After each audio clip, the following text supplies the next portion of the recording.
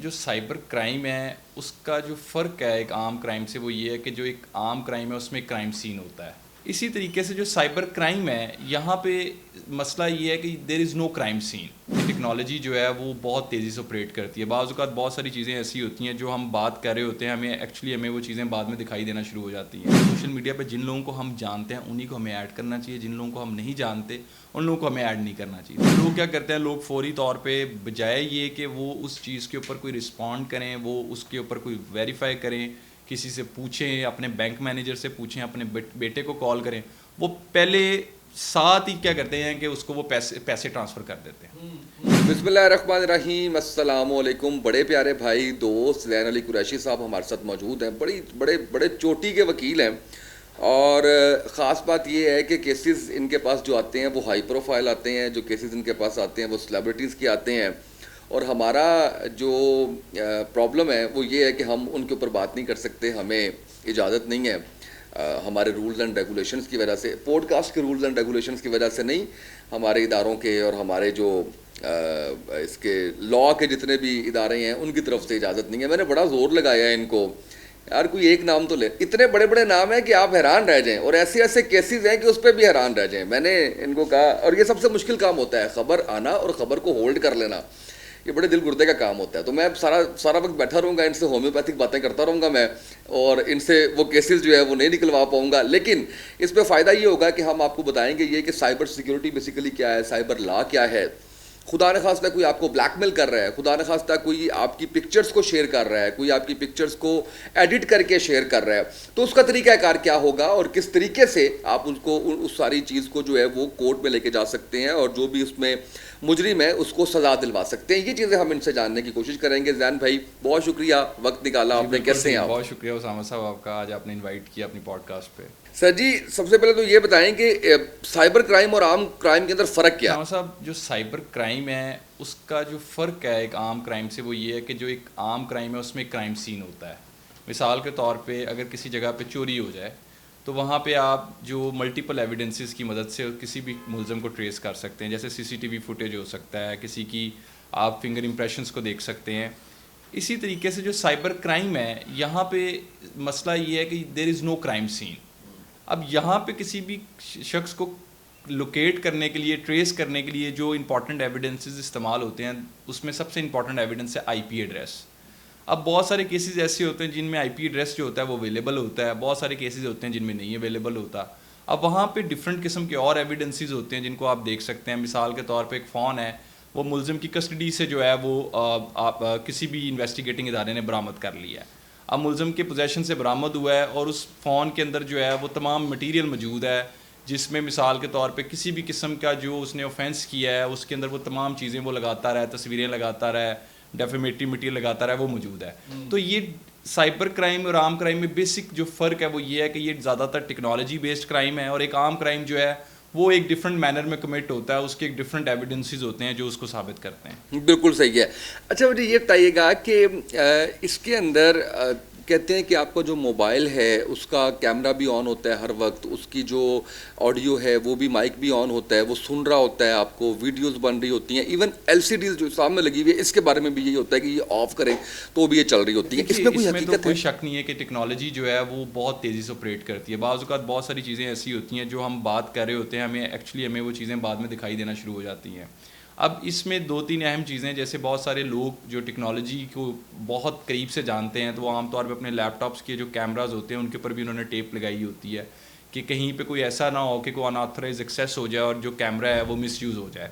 तो टेक्नोलॉजी इस तरीके से बिहेव कर जाती है बाज़ औक़ात कि आप चूँकि उसको उस तरीके से इस्तेमाल करना नहीं जानते होते तो इसका मिसयूज़ जो है वो इस टाइम चूँकि ज़्यादा हो रहा है और जो एक्चुअल ये फ़ायदे में इस्तेमाल हो रही है वो कम हो रही है। तो देखा ये गया है कि आम तौर पे आप जब भी कोई ऐसी टेक्नोलॉजी इस्तेमाल करते हो, एक तो इस तरह की टेक्नोलॉजीज़ के अंदर कभी भी अपना कोई काबिल इतराज़ डाटा मत रखें। चाहे आपके पास लैपटॉप है, चाहे आपके पास मोबाइल फ़ोन है, ये तमाम इश्यूज़ जो इस टाइम अराइज़ हो रहे हैं ये आपके काबिल इतराज़ डाटा के रखने की वजह से अराइज़ हो रहे हैं।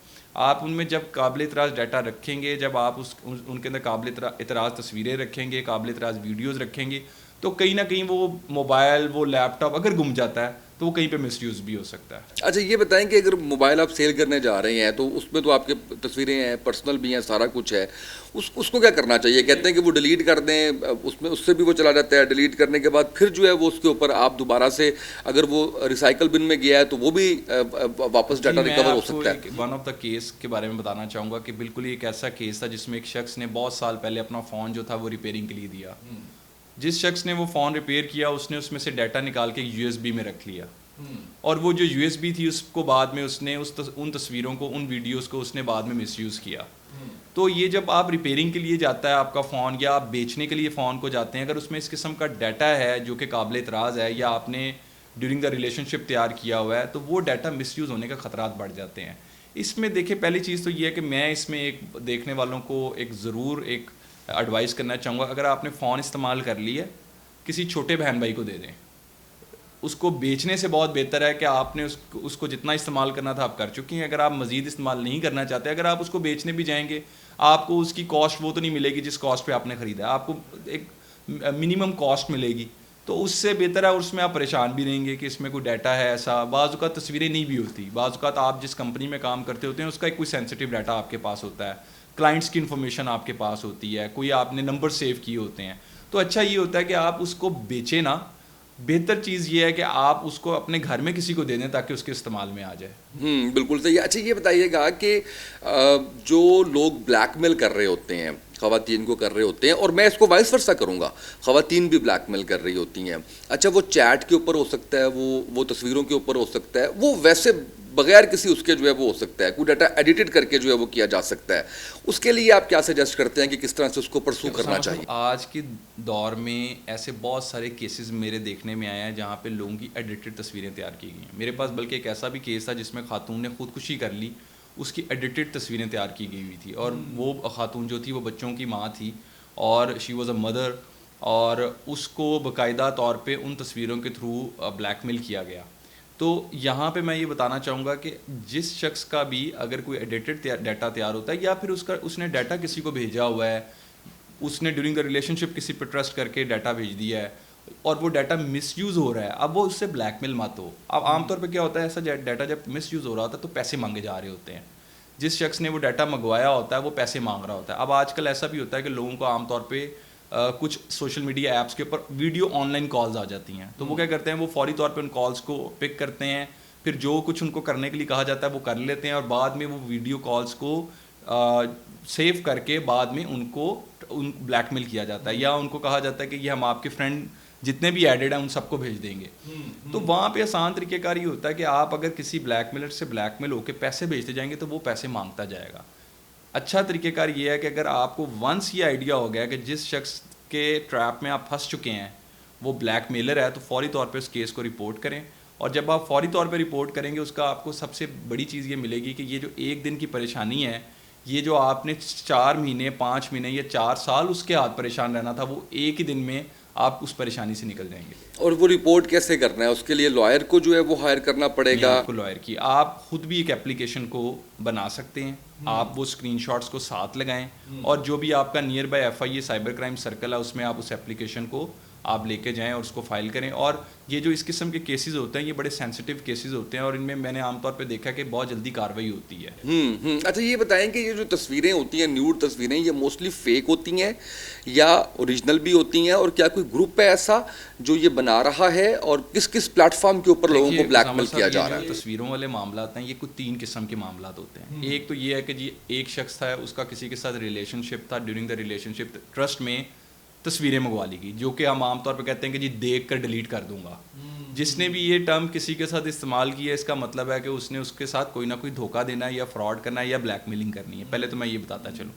दूसरे केसेस होते हैं कि जिनमें आमतौर पे लोगों को बदनाम करने के लिए उनकी एडिटेड तस्वीरें, एडिटेड चैट्स तैयार कर लेते हैं, ठीक है। और वहाँ पे वो जो पॉपुलर लोग होते हैं ज़्यादातर उनके साथ ऐसा किया जाता है। तीसरे केसेस वो होते हैं जो बड़े हमारे लिए तो बड़े एक स्ट्रेंज केसेस थे, बड़े अजीब थे, लेकिन वो बताने इसलिए ज़रूरी हैं कि वो आपकी ऑडियंस के लिए बड़े इन्फॉर्मेटिव होंगे, कि जहाँ पे हस्बैंड एंड वाइफ्स इस किस्म का डाटा तैयार कर लेते हैं, और जब कभी उनके ताल्लुकात ख़राब होते हैं या शादी ख़त्म हो जाती है, ये डाटा मिसयूज़ हो जाता है। ओके, और ये क्यों तैयार करते हैं? अब इस हवाले से तो मैं ये कहना चाहूँगा कि लोग आमतौर पर टेक्नोलॉजी को बड़ा सेफ समझ रहे होते हैं। वो ये समझ रहे होते हैं कि सही, जी हम सही। अगर टेक्नोलॉजी का कभी मिसयूज़ हो ही नहीं सकता, ये हमारा फ़ोन है, ये सारी ज़िंदगी हमारे पास रहेगा, इसमें जो डाटा हम रख रहे हैं वो बिल्कुल सिक्योर है, वो कभी अनऑथराइज एक्सेस नहीं हो सकता, कभी हैकिंग नहीं हो सकती, कभी वो फ़ोन किसी के पास नहीं जा सकता। ये वो तमाम चीज़ें अपने जहन में जब सोच लेते हैं तो तब आम तौर पे जैसे ही वो फ़ोन गुम जाता है या वो किसी के हाथ में चला जाता है तो उसका मिसयूज़ हो जाता है। बिल्कुल सही है। अच्छा, ये बताएं कि ख़वातीन को खासकर सोशल मीडिया यूज़ करते हुए किन बातों का ख्याल रखना चाहिए? स्ट्रेंजर्स को ऐड नहीं करना चाहिए। जैसे हम आम जिंदगी में, आम रियल लाइफ में लोगों के साथ मिलते हैं, वैसे ही हमें सोशल मीडिया के ऊपर भी लोगों के साथ मिलना चाहिए। सोशल मीडिया पे जिन लोगों को हम जानते हैं उन्हीं को हमें ऐड करना चाहिए, जिन लोगों को हम नहीं जानते उन लोगों को हमें ऐड नहीं करना चाहिए। पहली चीज़। दूसरी बात यह है कि कभी भी जो ख्वातीन हैं उनको चाहिए कि जो उनकी पर्सनल पिक्चर्स हैं, अगर आपके साथ बहुत सारे ऐसे अननोन लोग ऐड हैं कि अगर आप फ़र्ज़ करें आपके साथ अननोन लोगों की लिस्ट ज़्यादा है, तो कोशिश करें कि आप अपनी पर्सनल पिक्चर्स को ज़्यादा अपलोड ना करें, ठीक है? कोशिश करनी चाहिए, अवॉइड करना चाहिए। और उसके अलावा बड़ी इंपॉर्टेंट चीज़ ये है कि कभी भी अगर कोई शख्स आपको अप्रोच कर रहा है सोशल मीडिया के ऊपर, जो कि एक अननोन शख्स है, और वो आपके पास से तस्वीरें मांग रहा है या आपको कह रहा है कि आप मेरे साथ बातचीत में आते हुए तस्वीरें मेरे साथ शेयर करते हैं, तो कभी भी ऐसे शख्स के साथ तस्वीरें मत शेयर करें।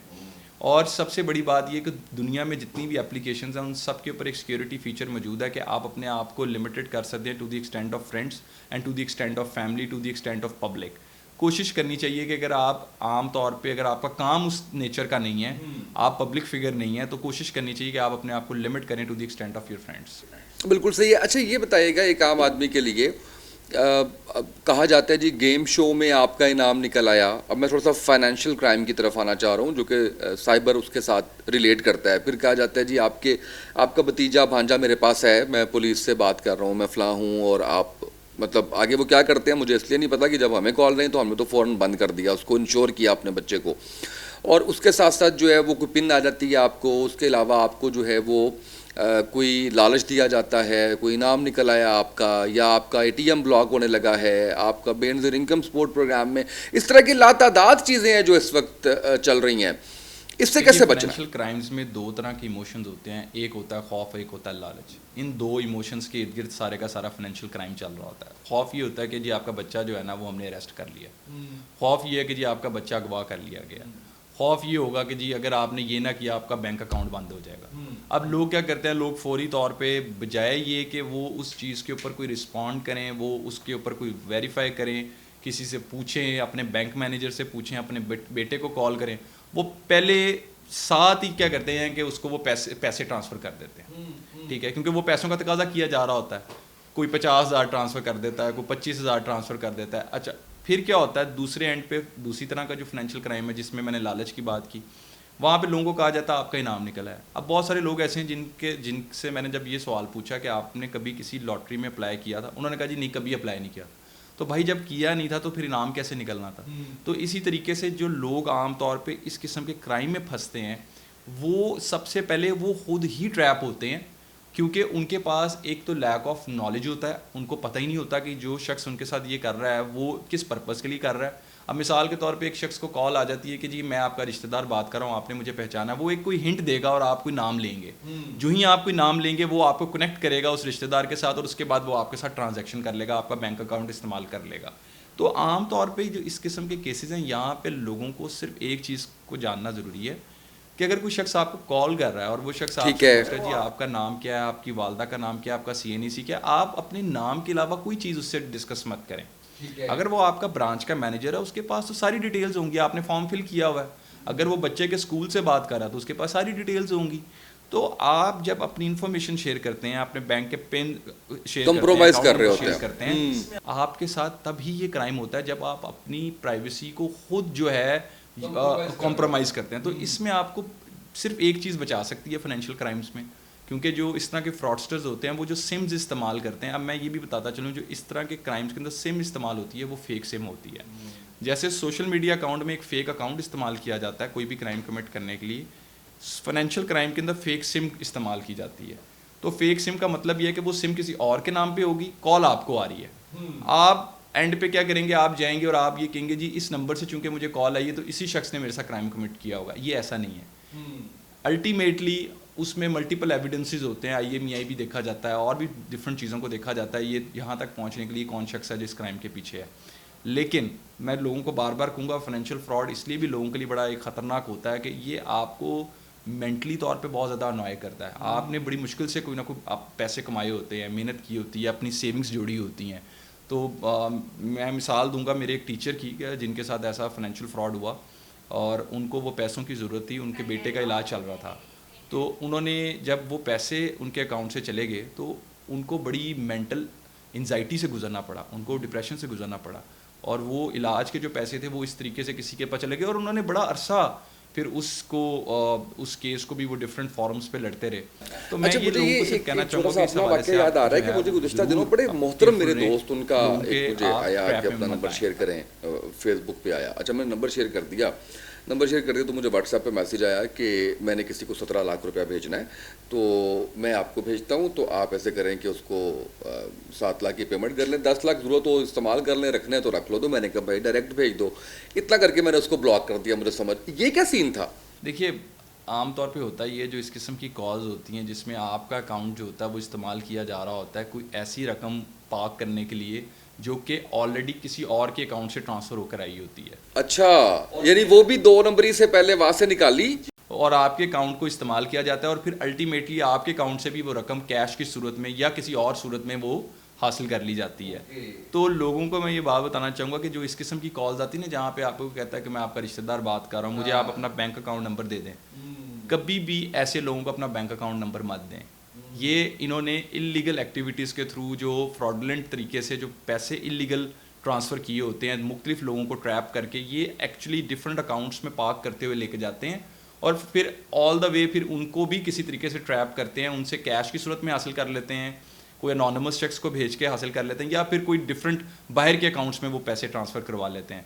तो इसमें तो बिल्कुल जो है वो नहीं जाना जो है वो उसमें नहीं। अच्छा, ये बताएं आपके पास जो केसेस आए हैं उसमें ज़्यादा से ज़्यादा कितना फ्रॉड हुआ हुआ है? इसमें ना मेरे पास मुख्तलिफ केसेस आए हैं जिसमें विक्टिम जो थे वो कुछ फॉरेन सिटीजन्स भी थे, पाकिस्तान के अंदर भी लोग थे, जिसमें अगर मैं बात करूं तो 20-20 करोड़ का जो फ्रॉड है वो भी मैंने देखा है, फाइनेंशियल फ्रॉड है जो लोगों के साथ कमिट हुआ है। अगर आप आम कंपनी की भी बात करेंगे ना तो वहाँ पे भी मैंने देखा है कि आज से 7 साल पहले भी कंपनीज के साथ 1-1 करोड़ रुपए का भी फ्रॉड, 2-2 करोड़ का फ्रॉड भी हुआ। अब मिसाल के तौर पे मैं आपको एक मिसाल देता हूँ कि एक कंपनी थी जिसको एक ईमेल आई कि आज आपने जो पैसे ट्रांसफ़र करने हैं, जो आज आपने प्रोडक्ट हमसे ख़रीदा है वो आपने हमें इस अकाउंट में ट्रांसफ़र नहीं करनी है, आज आपने ट्रांजैक्शन इस अकाउंट में करनी है। अब उनको वो ईमेल ऑलमोस्ट अपने उस क्लाइंट की तरफ से हर महीने आती थी सेम अकाउंट से। अब उन्होंने इस दफ़ा क्या किया कि उस आईडी के आगे एक डॉट या 2 डॉट लदा डाल के उस ईमेल एड्रेस को सिमिलर ईमेल एड्रेस तैयार कर लिया। अब उनको ईमेल आती है, वो उसी ईमेल के ऊपर जो ट्रांसफ़र ऑफ मनी कर देते हैं। लेटर ऑन उनको ये पता चलता है ओरिजिनल क्लाइंट की तरफ से कि हमने तो ये ईमेल कभी की नहीं कि आज चेंज ऑफ अकाउंट की कि आप हमें इस अकाउंट में पैसे ट्रांसफ़र करें। तो जो बड़े बिजनेसेस होते हैं उनको इस किस्म के मामलात के अंदर बहुत ज़्यादा विजिलेंट रहना पड़ता है। एक और बहुत बड़ा इशू है जो कंपनीज के लिए, जो बिजनेसमैन के लिए इस वक्त, वो उसको आप पैसों में नहीं गिन पाएंगे, लेकिन उसको आपको देखना होगा कि अल्टीमेट उससे बाज़ औक़ात कंपनीज बहुत सारी बंद हो गई। मिसाल के तौर पे एक कंपनी है वो एक स्पेसिफिक काम करती है, कोई आर्ट वर्क तैयार करती है, कोई डिज़ाइनिंग करती है, कोई मिसाल के तौर पे आईटी का काम करती है, कुछ सॉफ्टवेयर डेवलपमेंट का काम करती है। अब हो क्या रहा है कंपनीज के साथ कि वहाँ पे जो एम्प्लॉयज़ काम करते हैं जब वो छोड़ के जाते हैं उस कंपनी को तो वो डाटा सारा अपने साथ ले जाते हैं और जो उनका कंपेटिटर है वो उनको इस शर्त पे हायर करता है कि जब तुम आओगे तो तुम डाटा सारा अपने साथ लेकर आओगे। जब वो उस कंपनी में जाते हैं उसका डाटा सारा ले जाते हैं। अब जिस शख्स ने वो डाटा तैयार किया होता है उसने उसके ऊपर ना सिर्फ मेहनत की होती है, उसने उसकी डेवलपमेंट के ऊपर, उसकी रिसर्च के ऊपर पैसा भी लगाया होता है, उसने बंदे भी हायर किए होते हैं, लोगों की एक टीम बनाई होती है। लेकिन जब वही सारे की सारी मेहनत एक शख्स उठा के दूसरी कंपनी में चला जाता है तो वो पता ही चलता है कि उस कारोबार को एक रातों रात जो है एक बहुत बड़ा जो है वो एक उसके लिए एक प्रॉब्लमैटिक सिचुएशन क्रिएट हो जाती है जहाँ पे उसको ये समझ नहीं आती कि भैया अब मैंने आगे क्या चलना है, कैसे चलना है। तो ये जो डाटा प्राइवेसी है इसकी वजह से शायद कंपनीज को जो नुकसान हो रहा है वो फाइनेंशियली आप उसको शायद पैसों में भी नहीं गिन सकते। अच्छा जी, अब मुझे ये बताएं कि आपने इस फील्ड का चुनाव क्यों किया और क्यों इस फील्ड के अंदर आए, क्या वजह थी, इंस्पायरेशन क्या थी? उसामा साहब बेसिकली तो मेरे लिए सबसे बड़ी इंस्पिरेशन मेरे वालिद साहब हैं, जो जिन्होंने सर्व किया जुडिशरी में। और उसके अलावा मैं समझता हूँ कि मैं वैसे तो स्टार्ट मेरा ये था कि मैंने बिज़नेस की तरफ से मैंने बीबी ऑनर्स किया, मेरी जो बेसिक जो फील्ड थी।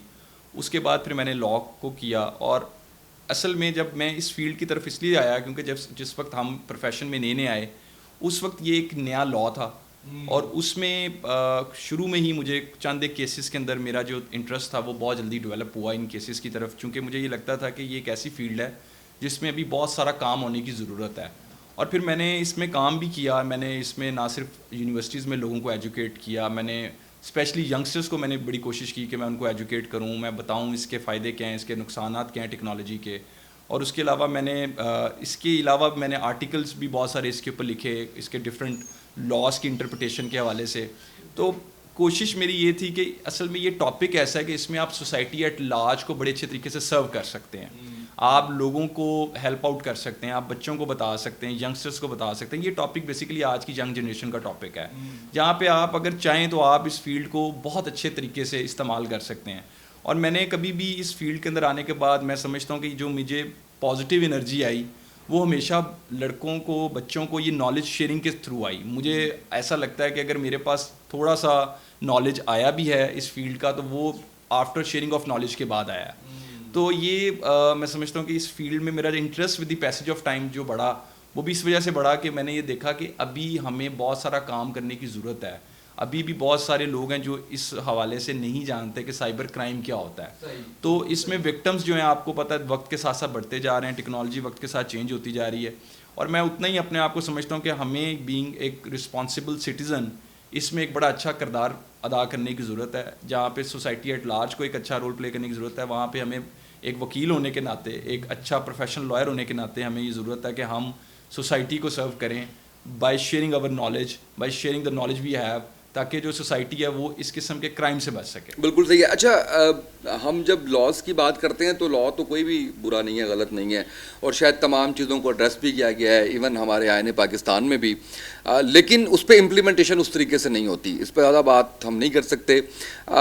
साइबर लॉ के बारे में आप क्या समझते हैं कि उसकी जो इम्प्लीमेंटेशन है, और क्या उसका फ़ायदा जो भी लोग इससे मुतासरा हैं उनको मिल रहा है या नहीं मिल रहा, और अगर नहीं मिल रहा तो उसमें कौन सी ऐसी अमेंडमेंट्स होने वाली हैं जिसके बाद एक आम आदमी है वो क्लिक करे, अपना जाके केस लिखे, एप्लीकेशन अपने सिस्टम पे, अपने मोबाइल पे लिखे, और उसके ऊपर उसको वकील के बगैर, किसी पेशियों के बगैर उसका मसला हल होना चाहिए। उसका कहीं पे कंटेंट पड़ा हुआ है, काबिल एतराज़ मवाद है, वो फ़ौरन हटा दिया जाए, उसको मुतमिन कर दिया जाए। ऐसा कुछ है या नहीं है?